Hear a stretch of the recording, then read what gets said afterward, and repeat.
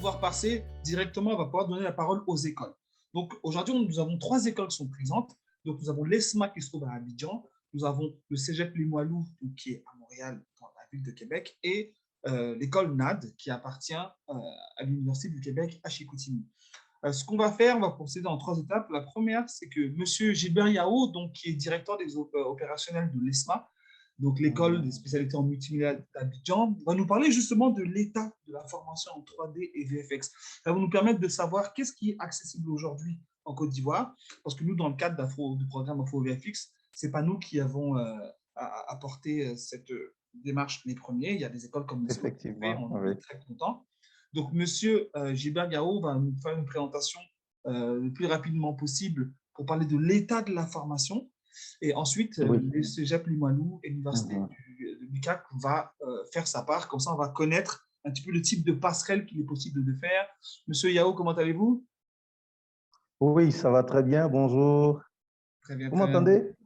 Oui, parfait, on vous attend. Vous Voilà. pouvez partager votre PowerPoint ou bien y aller directement. Donc, nous avons effectivement la lourde responsabilité de présenter la mise en contexte de la formation concernant la 3D et la formation VFX en Côte d'Ivoire.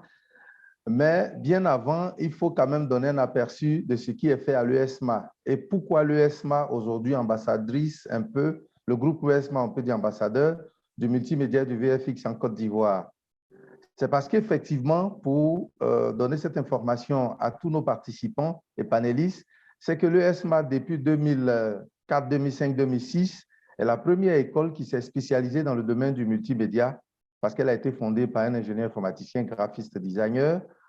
Donc, à cette époque, nous nous sommes dit le besoin était vraiment là parce que les jeunes étaient obligés d'aller à l'extérieur. Donc, on a lancé le BTS GPAO, graphiste post-PAO, qui est aujourd'hui communication visuelle avec la réforme 2009, et également initiatrice du BTS Webmaster, aujourd'hui informatique développeur d'applications.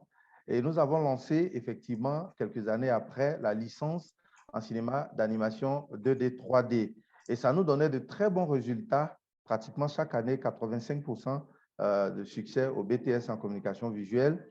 Et après, l'ESMA a lancé son école de cinéma et audiovisuel, son département cinéma audiovisuel du groupe ESMA depuis 2019, une spécialisation en son et une autre en audiovisuel post-production. Et depuis cette année, vu l'atmosphère et tout ce qui a été dit, nous avons anticipé pour dire qu'il faut que nous lançons la spécialisation en VFX.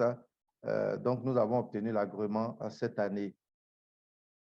Et pour cela, la formation que nous avons commencé à déployer pour tous les jeunes qui nous sollicitent depuis ces années s'articule autour des points essentiels que sont. Nous leur donnons une bonne base en graphisme, vu qu'effectivement la créativité est importante. On leur donne une bonne base en graphisme, en expression visuelle, et ça, c'est sur les 3 années du supérieur. Également, on les prépare vraiment en tant que designer avec les logiciels comme Photoshop, Illustrator, InDesign. On les prépare également en storyboard. Et puis, au niveau de la 3D et des effets, on les prépare avec Maya, avec 3ds Max, avec Cinema 4D, avec Adobe After Effects et puis avec Blender. Et aussi, comme c'est un département cinéma, on les prépare à la scénarisation. Maintenant, la question est de savoir si l'ESMA s'est lancé dans ce domaine, qu'est-ce qui a motivé et quel est le contexte de la formation de la 3D en Côte d'Ivoire en ce moment. Ce contexte s'articule autour de 4 points essentiels, les forces et atouts. C'est qu'aujourd'hui, eu égard à ce qu'a dit mes prédécesseurs, notamment Alban et puis Élise Vailleur, c'est que la Côte d'Ivoire, à l'instar des autres pays africains, est très riche en contenu, en termes d'histoire, de tradition, de culture. Et il y a une forte attractivité des métiers du numérique au niveau de la jeunesse. Beaucoup de jeunes, effectivement, sont très intéressés. Il y a beaucoup de talents, il y a beaucoup de compétitions qui sont lancées et ça nous permet de déceler des talents, notamment un grand tournoi créatif. Il y a le Festival du film d'animation lancé avec un partenaire. Et donc, au vu de tout cela, on se dit, les opportunités sont là. Donc, il faut développer et impacter l'industrie du numérique. Il y a un besoin croissant de créateurs digitaux, aussi bien sur le marché local qu'à l'international comme au Québec. Il y a donc des capitaux disponibles avec tout ce qui a été présenté sur l'industrie du VFX au Canada. Donc, ces capitaux, il faut préparer nos jeunes à y aller pour représenter la Côte d'Ivoire. Donc, des milliers d'emplois en 2020-2030. Donc, au vu de tout cela, on se dit effectivement, qu'est-ce qui fait que la Côte d'Ivoire est absente? C'est parce qu'on a effectivement une faible transcription de nos contenus. La Côte d'Ivoire est riche en histoire, en tradition, mais tout cela n'est pas transformé en film avec des effets, des illusions et tout cela pour faire rêver les téléspectateurs et autres.